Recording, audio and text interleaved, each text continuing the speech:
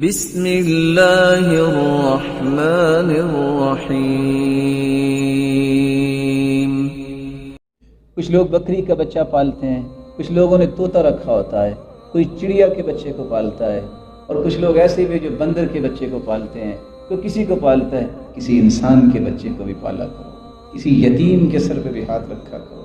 انا وکافل الیتیم کہاتین، جو کسی یتیم کی کفالت کرتا ہے جنت میں میرے ساتھ اس طرح ہوگا جس طرح یہ 2 انگلیاں۔ یتیم کی کفالت کیجئے، اس کو تعلیم دلوائیے، اس کی نگہداشت کیجئے۔